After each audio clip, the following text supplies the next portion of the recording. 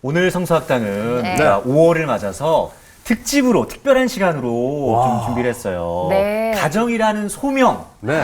이런 주제로. 5월 계절의 여왕이잖아요. 그쵸. 또 이 날씨 너무 좋을 좋아. 때 우리 가족들이 특히 많이 만나는 것 같아요. 맞아요. 5월에. 네. 그죠? 네. 그러다 보니까 또 뭐 가족 행사들 통해서 대화할 일이 많은데 그럴 때면 되게 좋은 날인데 뭔가 좀 마음이 어려운 날이 있어요. 그럴 때도 맞아. 있죠. 그렇기도 네. 해, 맞아. 또 5월 하면 생각나는 노래들이 있잖아요. 5월은 푸르구나 우리들은 잘한다. 잘한다. 그리고 또 우리 어버이날. 어버이날. 나 실제 괴로움 다 잊으시고 잘한다. 네. 맞아요. 이런 노래들이 있는 또 가정의 달. 네. 좋아요. 벌써부터 보고 싶은 막 얼굴들 막 떠오르기도 하는데 네. 오늘 성서학당 어떤 따뜻한 말씀들이 또 전해질지 기대가 됩니다. 네. 기대됩니다. 안녕하세요. 슬슬 내 하늘 같아서 노래가 나오네. 그러게요. 스승의 날도 있죠. 당황하셨어. 저희 당황. 때문에. 갑자기 왜 이러는 거야?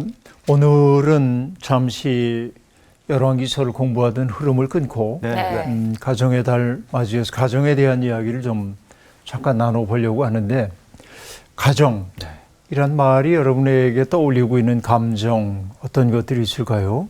가정하면 어떤 뉘앙스가 떠오르는지요? 저는 그 작은 천국이라고 작은 생각됩니다. 네. 작은 천국. 그 집은 그런 것 같아 보니까. 그러네. 애틋함, 염려, 애틋함. 네, 애틋함. 그런 것 같아요. 애틋함, 따뜻함. 뭐 다 있겠죠. 안식처. 안식처. 어. 네. 이 집가라고 하는 글자하고 이 정이라고 하는 게 뜰정자이거든요. 네. 그 우리가 가정하고 얘기할 때 이제 집가자하고 집을 나타내는 말하고 그 다음에 가정 그래요. 네. 그러니까 이건 뜰이에요, 뜰. 집가라는 건 그냥 우리가 사는 단순한 가정을 그 집을 얘기하는 거이기도 하지만은 저건 뭐냐면 혈연으로 맺어진 사람들의 관계를 가라고 그래요. 그래서 우리가 가족 하는 거는 혈연으로 맺어진 사람들이죠. 그런 이들이 함께 이루어 살고 있는 뜰랑 이런 게 이제 가정이라는 거죠. 굉장히 이제 따뜻한 어떤 그 공간의 느낌이 우리에게 나타남을 알 수 있습니다. 근데 사실은 이제 가정이 건강해야 한 사회가 건강해지죠. 당연한 일입니다. 그래서 대학의 8.5 가운데서도 유명한 이야기, 우리가 다 아는 이야기가 하나 있습니다. 네. 그 중에 4가지인데 수신, 제가, 제가 치국, 평천하 이렇게 네. 간단 말이죠. 제가 한다고 하는 건 뭐죠? 집안을 가지런히 한다 하는 얘기입니다. 집이 따뜻해야죠. 아름다워야죠. 이게 제가 하는 거예요. 어떤 게 제가 하는 것일까요? 자, 정훈 학생은 굉장히 똑똑해가지고서는 자기가 세상의 중심으로 생각을 해요. 내가 아니면 누가 하겠어? 뭐 이러면 가장이 해야 할 일은 뭐냐면 적절히 눌러줘야 돼요. 그래야 사람 꼴이 돼요. 그렇죠? 근데 나온 학생은 본인이 괜찮은 사람인데도 불구하고 난 늘 부족해. 너무 겸손해. 난 아무것도 할 수 없어. 주눅이 들어있어요. 그럼 가장이나 어머니가 해야 할 일은 뭐야? 조금 올려줘야죠. 북돋고 이렇게 줘야죠. 네. 그걸 제가 한다고 그래요. 가지런하게 하는 거야. 가지런하게. 그래야 살잖아요. 각자가. 네. 가정은 그런 거죠. 가정은 아까 얘기한 대로 누군가에게 안식처이기도 하고 고향이기도 하고 따뜻한 공간이기도 합니다. 근데 사실은 가정 얘기를 할 때마다 나는 늘 조심스러워요. 왜냐하면 그런 가정의 따뜻함을 경험하지 못하고 산 사람도 있기 때문에 그래요. 네. 가정하면은 떠오르는 기억들이 폭력의 기억밖에 없다든지 그렇죠. 상처의 기억만이 있는 사람들이 많이 있어서 가정 얘기를 따뜻하게 하려고 그래도 그분들에게 상처가 될 수도 있겠다 하는 생각을 해봐요. 네. 어쨌든 가정 때문에 어려움을 겪었던 분들에게 정말 하나님의 치유하는 손길이 함께하길 빌고 그래서 그 부정적인 트라우마 속에서도 그분들이 그것을 딛고 일어서서 아름다운 가정을 이루어내고 그 악순환의 굴레를 끊고 사랑의 공동체를 이룰 수 있으면 하는 바람이 제게 있습니다. 네. 근데 어쨌든 우리가 그 모든 이야기를 다 배려하고 또 염두에 두고 하자면 아무 얘기도 할 수 없기 때문에 네. 오늘 우리가 하려는 이야기는 일상적으로 우리가 가정에 기대되고 있는 그런 이야기들을 나누고 싶은 거예요. 네. 오늘 수업 가정이라는 소명. 옛날에 우리가 왜 미국 민요를 그렇게 많이 배웠는지 모르겠는데 그렇죠. 미국 민요 많이 배웠잖아요. 네. 그 가운데 뭐 즐거운 곳에선 나로라 하여도 내 쉴 곳은 오직 내 집뿐이리 이런 노래들도 우리 많이 불렀었죠. 번안해가지고 우리가 이제 불렀던 그런 것이기도 한데, 근데 여러분 찬송가에도 보면은 가정에 관련된 찬송가들이 있는데 이 가정의 달이 되면 늘 불려지는 찬송가 가운데 하나가 네. 기억나는 거 있어요? 사철의 봄바람. 그렇죠. 맞아. 빠지지가 않습니다. 잊히지 않죠. 네. 전영택 선생님, 목사님이기도 하고 소설가이기도 했는데 전영택 선생님이 가사를 쓰시고 또 구두해 선생님이 작곡한 곡입니다. 그 곡 다 알잖아요. 네. 근데 가사가 매우 신앙적입니다. 역시 목회자가 썼기 때문에 그러한데 그 속에 여러분 기억나세요? 사철의 봄바람 불어 있고 있다, 존재하다가 아니라 연결됐다. 사철의 봄바람 불어 있고 하나님 아버지 모셨으니 믿음의 반석도 든든하다. 우리 집 즐거운 동산이라. 이게 1절입니다. 후렴은 놔두고요. 2절은 어버이 우리를 고이시고, 고인다는 건 뭐죠? 사랑해주는 거. 어버이가 우리를 귀히 여기고 아주 어여삐 여기고 사랑해주고, 동기들 사랑에 뭉쳐있고, 형제자매들이 사랑으로 뭉쳐있고, 기쁨과 소름도 같이 하니 한간의 초가도 천국이라. 그렇죠? 이게 2절 가사입니다. 3절, 아침과 저녁에 수고하여 다 같이 일하는 한 식구가 한 상에 둘러서 먹고 마셔. 여기가 우리의 낙원이라. 그래서 후렴은 고마워라 임마누엘, 예수만 섬기는 우리 집 고마워라 임마누엘, 복되고 즐거운 하루하루. 그렇게 말합니다. 정말 이런 가정 우리가 이룰 수 있다고 한다면 얼마나 행복할까. 네. 이 가사가 그대로 실현됐으면 좋겠어요. 모든 우리 가정들, 크리스찬들의 가정에도 그러고 또 그렇지 않은 사람의 가정에도 이런 것들이 이루어지면 얼마나 좋을까 하는 생각이 들기도 합니다. 그런데 오늘날 우리가 가정에서 이런 살풋하고 따뜻하고 이런 거 경험하기가 매우 어려운 것이 오늘의 현실이기도 합니다. 어떤 분은 오늘날을 가리켜서 품이 사라진 시대, 그렇게 말하기도 합니다. 품이라는 게 여기서부터 여기까지 이렇게 네. 품어 안는 거, 이 품을 나타내죠. 가정은 품이었습니다. 요즘은 뭐 엄마도 아빠도 대부분 일들을 하시잖아요. 네. 근데 과거에는 이제 주로 남자들이 밖에서 일하고 그리고 여성들은 집안에서 살림을 하고, 지금은 완전히 바뀌긴 했습니다만, 그래서 아이들이 학교에서 돌아오면은 어머니가 맞아주었고 잘 갔다 왔냐고 맞아주고, 그리고 애들에게 따뜻한 밥을 먹이고 네. 그러죠. 근데 이제 요즘은 바쁘기 때문에 어머니 역할을 누가 대신하냐면 전자레인지가 냉장고가 그 냉장고에는 반찬 그거 레인지에 넣어가지고 데펴서 먹어 이렇게 얘기하고, 편의점이 아이들의 대신 어머니 노릇 해주는 경우도 제법 많이 있고, 이게 이제 우리가 살고 있는 세상입니다. 분주하기 때문에 그러죠. 왜 분주해졌어요? 행복하기 위해서. 행복하려면 뭐가 있어야 돼? 돈이 있어야 돼요. 돈 벌려니까 다 밖으로 나가야 합니다. 이런 그 상황 속에 우리가 있는 것입니다. 근데 어쨌든 오늘의 이 가정이 너무 이제 분주하게 돌아가다 보니까 가정이 더 이상 행복의 원천처럼 느껴지지 않고, 많은 젊은이들이 가정을 이루어야 한다는 생각으로부터 점점 멀어지고 있는 게 사실입니다. 과거에는 그 남녀는 언제나 결혼을 해야 한다는 것이 기본적 사실로 전제되기도 했습니다마는 요즘은 꼭 그럴 이유는 없다. 이런 생각이고 우리가 다 아는 것처럼 우리나라가 아마 출산율 세계 꼴찌일 겁니다. 네. 그렇죠. 한 커플당 0.65명까지 떨어졌죠. 큰일 났습니다. 이게 정말. 그런데 아이들 낳으라고 이야기하기도 어려워요. 젊은이들의 삶이 너무나 각박해지고 어려워졌기 때문에 그렇습니다. 그래도 우리가 한번 돌이켜 봐야 되죠. 도대체 가정이라는 게 뭘까? 근원적인 부분에서 생각해 볼 필요가 있는데 여러분 굳이 읽지는 않겠습니다만은 창세기 2장에 보면은 하나님께서 어떤 말씀을 하시냐면 여러분 이거 기억나시죠? 하나님이 창조된 세상을 보고 기뻐하시잖아요. 네. 보시기에 좋았더라. 네. 좋았더라 그래요. 근데 성경에서 처음으로 보기 좋지 않았다고 하는 게 하나 있거든요. 네. 하나 있습니다. 그게 뭘까요? 사람이 혼자 사는 것이 좋지 아니하니. 이게 이제 좋지 않은 게 혼자 사는 거라고 얘기하죠. 네. 외로움 속에 있는 존재. 그래서 하나님이 처음으로 하셨던 일은 뭐냐? 흙으로 동물들을 만들어 아담 앞에 이끌고 오는 일을 먼저 하셨습니다. 네. 아담의 그 쓸쓸함을 달래주기 위해서죠.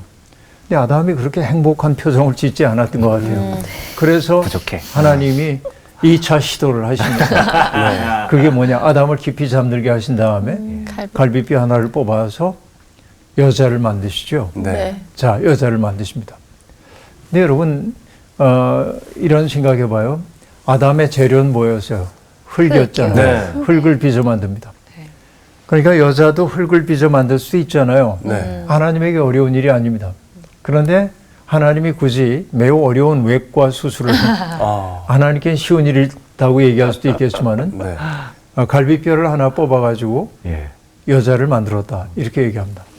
그 말에 담긴 신학적 의미를 여러분 다 풀어 설명할 수는 없지만 그 말에 담겨 있는 뜻은 우리가 헤아려 볼 필요가 있습니다. 그 얘기는 뭐냐? 너 없이는 나도 없다 해요. 아담으로부터 나왔잖아요. 예. 네. 네. 남자로부터 나왔잖아요. 남자가 우월하다는 얘기가 아니고 둘은 서로에게 속한 생명임을 뜻해요. 네. 사람은 서로에게 속해 있어요. 다시 얘기하면 너 없이는 나도 없다. 이게 인간의 본질이에요. 성경이 얘기하고 있는. 그런데 잠에서 깨어난 아담이 처음으로 하와를 만납니다. 그럼 우리는 언제나 낯선 사람들은 경계해야 한다고 배웠습니다. 이게 우리의 문화적 에토스입니다. 그렇죠. 네. 엘리베이터를 타더라도 애기들을 이렇게 보면 안녕하고 인사해도 애들이 인사를 잘 안 하고 왜? 낯선 사람한테 인사하면 안 된다고 배웠기 때문에 그렇습니다. 이런 세상이 되었는데 잠에서 깨어난 아담은 자기 앞에 있는 한 존재를 바라보면서 기쁨의 노래를 부릅니다. 세 번역으로 얘기하면 이제야 나타났구나 이 사람. 뼈도 나의 뼈, 살도 나의 살. 남자에게서 나왔으니 여자라리라. 여자라고 얘기합니다. 그렇죠? 네. 사랑 노래입니다. 그러니까 다시 얘기하면은 너 없이는 나도 없다라고 하는 사랑 노래. 이게 아주 근원적인 기본적인 관계라고 얘기할 수 있습니다. 근데 하나님이 이 여자를 만드실 때 처음에 하셨던 것이 뭐냐? 돕는 대피를 만들어 줘야겠다라고 얘기하죠. 그러니까 남자와 여자는 서로 돕는 배필입니다. 네. 근데 어떻게 하라는 거예요? 어떻게 도우라는 거예요? 최선을 다해서. 간단하게 얘기할게요. 어떻게 도우라는 얘기냐면 파트너는 자기의 파트너를 이전보다 더 나은 존재로 만들어야 돼요. 야. 이게 소명이에요. 네. 나와 만났기 때문에 그 사람이 나와 만났기 때문에 그가 더 좋은 사람이 되어야 돼요. 이게 하나님이 주신 소명이에요. 네. 그래서 여러분 가정을 이루어 살고 있는 분들, 가정을 이루어야 하는 분들 늘 생각해야 될 게 뭐냐? 우리 만남은 우연이 아니오 이렇게 노래에도 있지만은 네. 하나님이 우리에게 만남을 허락하신 까닭은 뭐냐? 너의 사랑을 통해서 그가 아름답게 변화되도록 하라고 하는 소명이에요. 가정을 이루는 것은 더욱더 그러해요. 이게 나는 가정의 소명이라고 늘 생각하고 있는데 근데 함께 누군가와 더불어서 공간과 시간을 점유하며 살다 보면 때때로 힘겨워지는 시간들도 있습니다. 권태로워지기도 합니다. 때때로 이 사람의 존재가 내게 버겁게 느껴질 때도 있습니다. 그래서 여러분, 많은 사람들이 결혼해서 파탄을 경험하기도 하는 경우가 제법 많이 있습니다. 그래서 결혼을 단단하게 메워주는 끈이 필요한데 그게 뭐냐? 서약입니다. 네. 결혼할 때 서약하잖아요. 네. 네. 서약할 때 이렇게 얘기합니까? 당신의 아름다움이 지속될 때까지 나는 사랑하겠습니다. 이렇게 안 하잖아요. 아니죠. 검은 머리 파뿌려질 때까지. 당신이 돈을 연봉을 얼마 이상 벌어올 때까지만 우리 사랑이 유효합니다. 이렇게 안 하잖아요. 네. 당신이 기쁠 때나 슬플 때나 내가 함께 있겠습니다. 당신이 못 사람들에게 다 등돌림을 당해도 난 당신 곁에 있을 겁니다. 이게 서약이죠. 네. 약속을 지켜야 되는 거예요. 그래서 우리가 하나님과 맺어진 언약을 얘기할 때도 하나님과 맺어진 언약이라고 하는 건 뭐예요? 피차 지켜야 돼요. 네. 여러분 옛날에 우리 성경 공부할 때 했던 이야기 기억나시죠? 계약과 언약의 차이를 얘기했어요. 네. 계약의 본질은 뭐였습니까? 이익. 이익입니다. 이익이 있을 때 계약은 유효해요. 그러나 내게 이익이 되지 않을 때 뭡니까? 계약을 파기하고 계약은 무너질 수 있습니다. 언약은 그렇지 않습니다. 네. 이익이 아니에요. 약속입니다. 네. 약속은 지켜져야 합니다. 그래서 우리가 언약을 지켜가게 될 때 우리는 그 결혼 관계를 통해서 서로를 발전시키라고 하는 하나님의 소명에 응답할 수 있게 되는 것이죠. 네. 그러면 여러분 가정에 기본적으로 있어야 할 것이 무엇인지를 한번 생각을 해보죠. 여러분 에덴 동산 생각을 해보십시오. 네. 네. 에덴 동산이 가정의 원형적인 모습인데 에덴 동산의 가장 중요한 것이 뭐냐? 동산의 한복판에 뭐가 있었어요? 생명나무. 생명나무가 있었어요. 자, 우리의 가정에도 생명나무가 중앙에 있어야 합니다.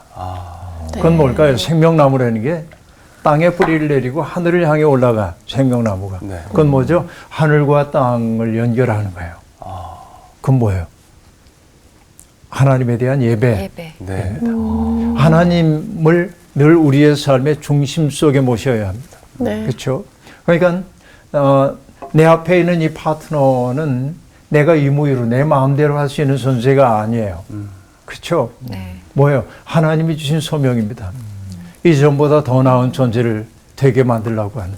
그러니까 하나님이 우리의 가정의 중심 속에 계실 때 나는 사랑으로 돌볼 수 있어요. 네. 에리 프롬이라고 하는 사람이 사랑의 기술이라고 하는 책에서 사랑의 본질을 몇 가지로 얘기해요. 첫째는 돌봄, 케어. 네. 사랑하는 사람들은 돌봐줘야 합니다. 그 다음에 뭐냐면은 책임입니다. 서로에게 책임을 질 수 있어야 됩니다. 또 하나는 뭐냐면은 존경해야 돼. 그 다음에 지식 이렇게 얘기하는데 사랑의 내용이에요 이게. 네. 사랑하는 사람은 서로를 돌봐야 합니다. 그렇죠? 네. 돌본다고 하는 것은 뭐죠? 그가 가장 취약해졌을 때 그의 옆에서 그를 도와주기 시작하는 거예요. 우리가 아이를 낳아 기르다 보면 아기가 아프고 그러면 엄마 아빠가 쿨쿨 잡니까? 못 잡니다. 못 찾죠. 아이 옆에 있으면서 아이의 열이 떨어졌는지 만져보고 난 옛날식으로 얘기하는 거야. 물수건 갖다 놔야 되고 내가 아이 키울 땐 그렇게 했으니까 이게 돌봄이야. 부부도 그러합니다. 가장 취약해졌을 때 돌볼 수 있어야 돼. 그렇죠? 이게 돌봄이에요. 책임을 지는 건 뭐예요? 책임진다는 건 어떤 말입니까?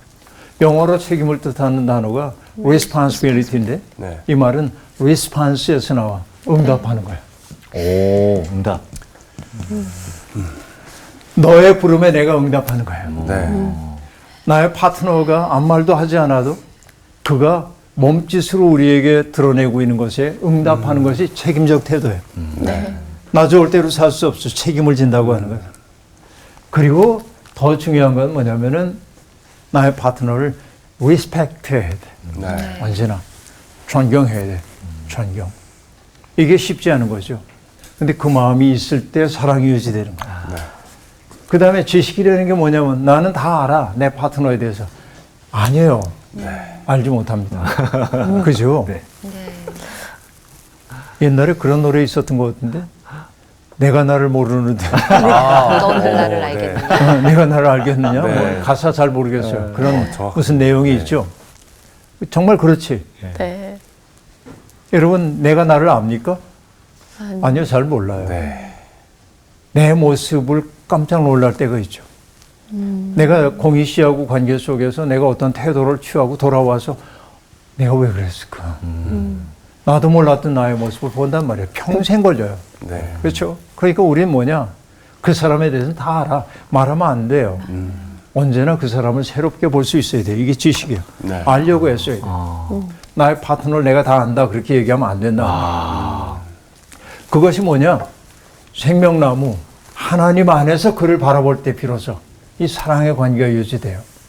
이 사람은 나의 파트너이지만 하나님이 내게 주신 존재야. 이게 생명나무. 한복판에 세워져야 할 생명나무란 말이에요. 네. 그 다음에 아까 얘기한 대로 에덴 동산이 아름다운 까닭은 남자와 여자가 있었기 때문에 그렇습니다. 왜냐하면 서로에게 속해 있는 존재라고 얘기했어요. 사랑의 관계입니다. 사랑의 관계가 이루어졌어. 그죠? 그 다음에 매우 중요한 게 있습니다. 하나님이 이 사람들에게 뭔가 일을 맡기셨어요. 어떤 일을 맡기십니까? 동산을 돌보려는 거예요. 그렇죠? 그래서 옛날에 어떤 그 신학자가 이렇게 얘기했습니다. 에덴 동산에서 일하라고 부름받은 것은 사람밖에 없다. 그러니까 이때 일이라고 하는 것은 여러분 에덴 동산 이후에 일이라는 건 소외된 노동이에요. 사회적인 얘기로 하자면 이마에 땀을 흘려야 먹고 살 수 있고, 그죠? 그러니까 일은 힘들어. 안 했으면 좋겠어. 그런데 에덴 동산에서는 소외된 노동이 아닙니다. 이 일은 하나님의 일에 동참해요. 그러니까 우리의 일이 소외된 노동이 되지 않기 위해서는 내가 하고 있는 그 일을 통해서 하나님의 일에 내가 동참한다. 네. 그렇죠? 옛날에 우리 그런 거 기억이 납니다. 어떤 사람이 거리를 이렇게 씁니다. 사람들이 간밤에 방만했던 삶의 흔적으로 거리가 더러워져 있어요. 그럼 씁니다. 더럽게도 버려놨네. 이러고 쓸 수도 있는데 사람 낯색 하나 찌푸리지 않고 잘 청소를 합니다. 어떻게 그럴 수 있냐고 물어보니까 하나님의 정원을 내가 쓸고 있습니다. 그 마음이죠. 그렇죠? 그러니까 내가 하고 있는 이 일을 하나님의 일에 동참하는 것으로 여기는 노동은 건강한 노동이다. 그러니까 여러분 가정 안에 있어야 될 것 세 가지를 얘기했는데 네. 생명나무, 또 하나는 사랑하는 관계로서의 부부와 자녀들, 가정 말 그대로, 그리고 뭐예요? 건강한 노동. 세 가지가 있을 때 가정은 건강해진다 하는 얘기를 해볼 수 있습니다. 그런데 여러분 우리가 알다시피 이제 에덴 동산을 쫓겨나잖아요. 네. 신라곤 사건이 이렇게 벌어지게 됩니다. 뭐 때문에 그랬어요? 왜 낙원에 쫓겨나죠? 죄가 들어왔어요. 네. 죄가 어떻게 발생했죠? 선악과를 따먹었어요. 네. 이렇게 해서 선악과. 선악을 알게 하는 나무 열매죠. 선악과. 그건 뭐냐? 여러분 도덕적으로 보자고 한다면 선과 악을 분별하는 것은 지혜입니다. 네. 이건 필요해요. 인간의 성숙이에요. 그래서 우리는 아이들 키울 때 그러면 안 돼. 가르쳐 주잖아요. 예. 해야 할 일과 하지 말아야 할 일을 가르쳐 주죠. 이게 인간의 성숙입니다. 그러나 성경이 얘기하고 있는 선악과라고 하는 것은 그런 성숙함을 말하는 게 아니라 내가 스스로 판단의 기준이 되려고 하는 욕망과 관련됩니다. 언제나 내 잣대를 가지고 누굴 바라보는. 자, 예를 들면 이런 거예요. 정훈 씨가 공희 씨를 칭찬했어요. 공희 씨는 정말 음성도 좋고, 그리고 체격도 저렇게 큰데 얼마나 자상한지 모르고, 가정적이고, 칭찬을 다 했더니, 옆에 있던 사람이, 그래, 그런 거 있지. 하지만, 그렇게 얘기한다. 언제나. 이게 사람들의 버릇이에요. 자기 잣대. 자기 기준으로 사람을 보면서 항상 뭔가 흠을 찾아내고 싶은 그런 마음이 있는 거예요. 이것을 여러분 신약 성서의 언어로 얘기하면 어떤 거냐면 예수님이 얘기했던 거예요. 남의 눈에서 티끌을 빼겠다고 하는 자야. 네. 그렇죠? 이런 거예요. 우리들이. 이게 선악과를 먹었기 때문에 그래요. 항상 남에게서 뭔가 티끌을 찾아내려고 하는 그런 태도를 가지고 있어. 내가 기준이야 언제나. 그렇죠? 그래서 여러분 믿음으로 산다고 하는 것은 뭐냐? 내 기준을 가지고 바라보지 않고 상대방에게 응답할 줄 아는 거예요. 그래서 여러분 조금 어려운 얘기가 될 수도 있습니다만은 나와 타자가 이렇게 있을 때 내가 윤리적 주체로 타자를 받아들여야 된다고 생각하는데 나가 중심이죠 언제나. 네. 네. 그런데 레비나스라고 하는 철학자는 이 사람들이 주체야. 이 타자의 측면에서 내가 어떻게 살 것인가 그건 뭐냐면 윤리적 태도예요. 네. 타자를 어떻게 대하는가가 나를 규정해.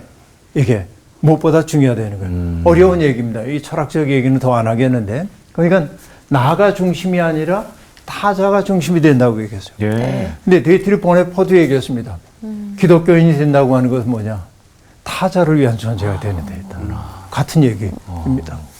그러니까 믿음의 사람들은 뭐냐? 나 좋을 대로 안 해요. 예. 그대 좋은 방식이 뭔지를 찾아낸단 말이죠. 이런 거죠. 근데 우리가 이렇게 살지 못하고 나 중심이 되는 건 뭐냐? 선악과를 따먹었기 때문이에요. 가정에 무너지면 아까 얘기한 대로 가정에 에덴 동산의 한복판에 생명나무 있어야 되고 사랑의 관계가 있어야 되고 건강한 노동이 있어야 돼. 행복했어요. 네. 그러나 선악과를 따먹는 순간 서로가 주체가 되려는 순간 죄가 들어와서 그 모든 게 무너지고 쫓겨나게 됩니다. 네. 우리가 알잖아요. 이제야 나타났구나 했던 사랑의 찬가가 뭐로 바뀝니까? 핑계대는 거예요. 너 왜 따먹었어? 당신이 내게 줘 함께 살라 한 그 여자가 주무로 먹었습니다. 관계가 깨진 것을 보여주고 있습니다. 그런데 성경은 우리에게 희망을 하나 주고 있습니다. 어떤 희망이냐? 낙원에서 쫓겨나잖아요, 지금. 네. 쫓겨날 때 아담이 하와에게 이름을 지어줍니다. 그 전까지는 하와의 이름이 등장 안 합니다. 아, 그래요? 여자입니다. 그렇네요. 하와라고 이름을 지어요. 이브. 네. 그 하와라고 하는 이름의 뜻은 뭐냐? 모든 생명의 어머니입니다. 그러니까 여기 아름다움이 있어. 에덴 동산에서 쫓겨나면서 아담은 당신 때문이야 라고 말하지 않고 그래 우리가 하나님 앞에 죄를 지어서 이런 삶을 지금 살게 됐지만은 이제 우리가 의지해야 할 것은 당신과 나요. 당신은 모든 생명의 어머니가 될 거야. 긍정하기 시작합니다. 예. 아름답죠? 예. 네. 이게 아름답죠. 네. 너의 취약함을 내 속으로 받아들이고 그걸 안아서 빛나게 만들려고 하고 있어. 이게 취약함을 받아 안는 것이라고 볼 수 있습니다. 이게 망가진 관계를 어떻게 회복해야 하는지를 보여줘요. 네. 부부가 되어 산다든지 가족이 되어 산다고 하는 것은 뭐냐? 그의 취약함을 내 것으로 받아들일 줄 아는 데서. 이게 궁극적으로 드러나는 것이 뭐냐? 세상에 있는 아픔과 허물을 당신 속으로 받아들였던 예수 그리스도의 모습이기도 해요. 그래서 예수 그리스도는 가정의 원형이기도 한 것입니다. 네. 자, 가장 아름다운 사랑은 뭐냐? 사랑은 허다한 죄를 덮어줍니다. 그렇게 말한단 말이에요. 서로의 죄를 덮어주는 게 사랑이에요. 덮어주는데 실패한 사람이 하나 있습니다. 그건 뭐죠? 노아의 아들 가운데 함입니다. 노아 시대에 홍수로 말미암아서 온 생명들이 다 죽고 네. 그리고 노아는 그 괴로움이 컸던 것 같아요. 충격이었어요. 그래서 그 트라우마가 있잖아요. 잊을 수 없는 기억. 그 때문인지 노아가 포도주를 먹고 깊이 잠듭니다. 벌거벗고 잠들죠. 네. 그런데 함이 먼저 봤죠. 그리고 아버지의 그런 일탈한 모습을 보고 약간 비웃죠. 아버지 뭐 이렇게. 근데 셈과 야벳은 어떻게 해요? 뒷걸음으로 들어와서 아버지의 부끄러운 데를 허물을 덮어줍니다.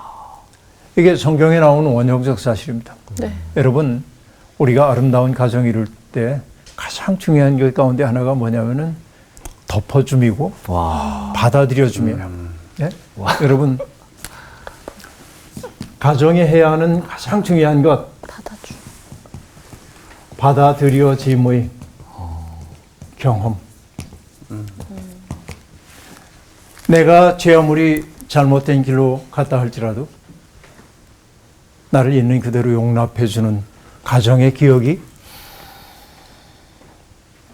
내게 있을 때 그 기억이 나를 살게 만든단 말이에요.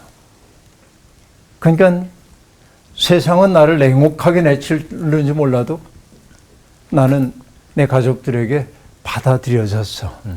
이 기억이 사람을 살게 만든단 말이에요. 네. 가정은 바로 받아들임의 장소여야 합니다. 받아들임을 경험하는 곳이 되어야만 한다 하는 얘기입니다. 자, 그런데 이 가정이 점점 어려워지는 이야기를 우리들이 알 수 있는데요. 창세기 이야기를 보면은 인간관계라는 게 얼마나 힘겨운지를 확실하게 보여주고 있습니다. 창세기에 등장하고 있는 형제들의 이야기는 다 갈등의 얘기입니다. 네, 그렇네요. 가인과 아벨이 그렇죠. 네. 가인이 아벨을 죽여요. 네. 그리고 하나님이 가인에게 내 동생이 어디 있냐고 물을 때 내가 내 동생이 지키는 자냐고 물어요. 비극적으로 끝난 사건이죠. 또 다른 갈등 이야기도 많이 있습니다. 네. 그건 누구죠? 이삭과 이스마엘. 네. 배달은 형제이죠. 뭐 노골적으로 이삭과 이스마엘이 갈등한 건 아니지만은 그 부모에 의해서 그 둘은 갈라져 살 수밖에 없게 되고, 그렇죠? 여기도 갈등이 있는 거예요. 알게 모르게. 왜? 내처짐을 당한 사람의 쓰라림이 있잖아요. 하갈과 이스마엘은 그렇게 내처짐을 경험했던 사람이죠. 그러니까 그 안에 고통이 없을 수가 없습니다. 그 뒤에 우리가 알 수 있는 건 뭐야? 에서와 야곱. 네. 그렇죠? 네. 에서와 야곱 쌍둥이 형제인데 서로 성향이 너무 달라요. 그러다 보니까는 에서는 들사람이고 호방하고 활달하고 그러니까 아버지가 좋아합니다.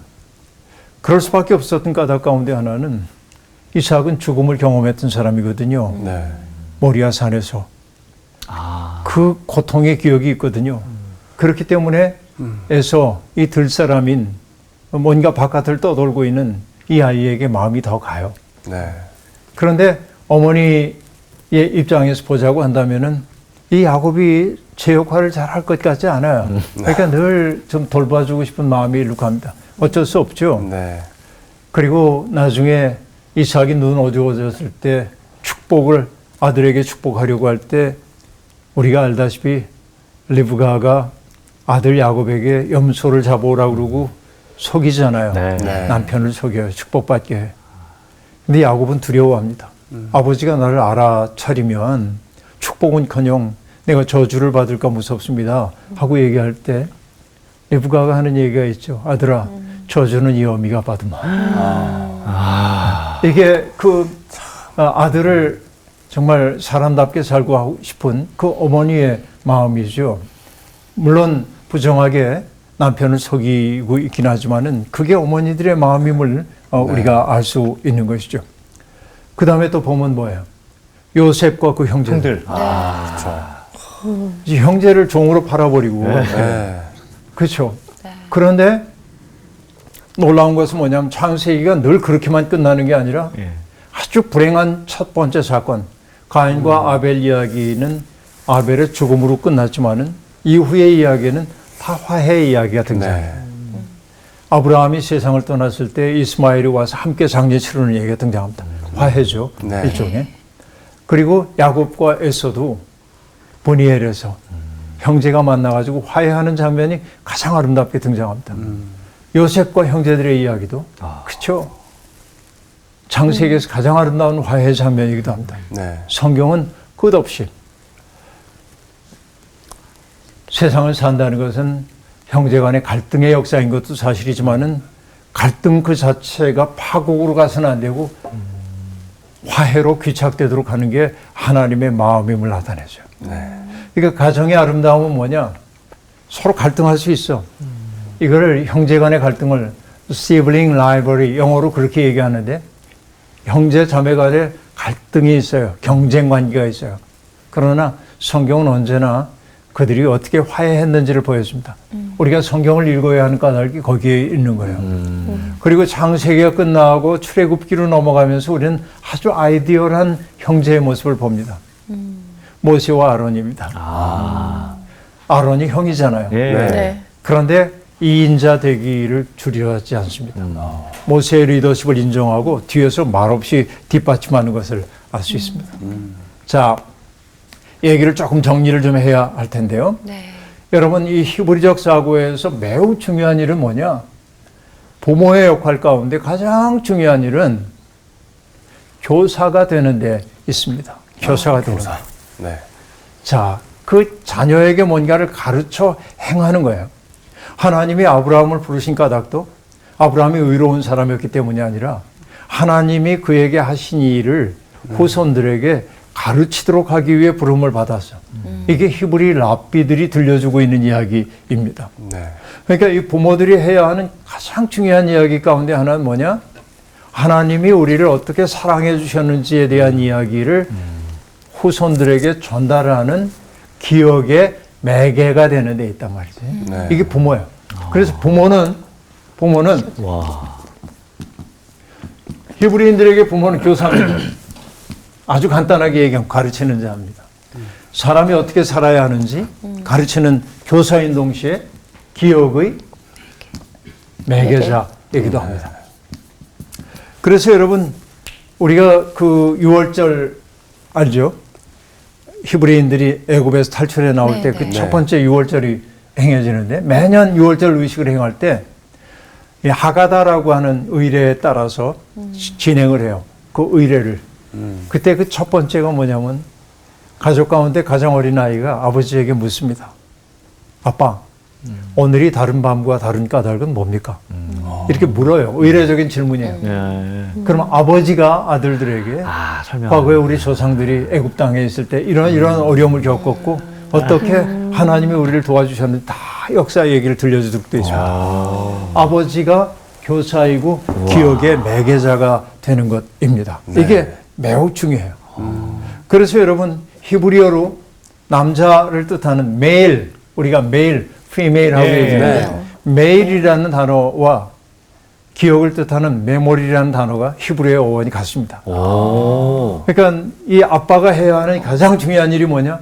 기억을 전달하는 데 있다. 기억을 보존하고 기억을 전승하는 데 있다라고 하는 얘기입니다. 네. 그러니까 부모는 문화적인 신앙적인 전승의 중요한 통로입니다. 오늘의 우리 기독교인 가정에서 부모들이 해야 할 역할이 여기에 있어요. 하나님이 내 삶 속에 어떻게 개입해 오셨는지, 우리의 삶을 어떻게 인도해 주셨는지에 대한 이야기를 자녀들에게 들려줘야 합니다. 그래야 아름다운 가정이 될 수 있습니다. 네. 그리고 이제 마지막으로 얘기하겠습니다. 예수님은 불효자죠. 어떻게 보면 그렇게 보입니다. 네. 어느 날 어머니가 소문을 듣습니다. 아들이 이상해졌다는 거예요. 데려가려고 찾아옵니다. 그런데 사람들이 얘기해요. 당신의 어머니와 형제들이 밖에 와 있습니다. 그래서 예수님이 뭐라고 얘기합니까? 누가 내 어머니며 내 형제 자매냐. 하나님의 뜻대로 사는 사람, 행하는 사람이 내 형제 부모라고 얘기합니다. 어머니가 들을 때 얼마나 가슴 아픈 얘기입니까? 서운하죠. 그러죠. 네. 그러니까 불효처럼 보입니다. 그러나 그러지 않습니다. 주님이 십자가에 못 박히셨을 때 하셨던 7말씀 가운데 하나가 어머니, 애통하고 있는 어머니를 보면서 뭐라고 얘기합니까? 어머니 보십시오. 당신의 아들입니다. 옆에 있는 제자를 가르쳐요. 그 제자에게 말해요. 봐라, 내 어머니다. 잘 돌봐드리려는 거예요. 끝까지 어머니에 대한 사랑을 놓지 않았던 게 그리스도의 모습임을 알 수 있습니다. 여러분, 부모를 공경하는 것, 또 우리의 자녀들을 나의 것이라고 여길 것이 아니라 갈릴 지브란이 얘기한 대로 자녀들은 나를 통해 이 세상에 왔지만 나의 소유는 아닙니다. 하나님으로부터 온 존재입니다. 그렇기 때문에 우리가 귀히 여겨야 하고 그 아이를 나의 뜻대로 굴절시키면 안 됩니다. 그를 두고 세우신 하나님의 뜻을 여쭤가면서 조심스럽게 키워야 하는 까닭이 여기에 있습니다. 바라기는 이 땅에 있는 모든 가정이 사랑이 넘치는 정원처럼 따뜻한 가정을 이루고, 가정을 이룬다는 게 얼마나 행복한지 알고 네. 그 가정에서 새로운 생명이 탄생한다고 하는 게 얼마나 큰 기적인지를 알고, 그래서 고마워라 임마누엘 찬양할 수 있는 가정들이 늘어났으면 참 좋겠습니다. 네. 오늘 얘기 여기서 마치겠습니다. 고맙습니다.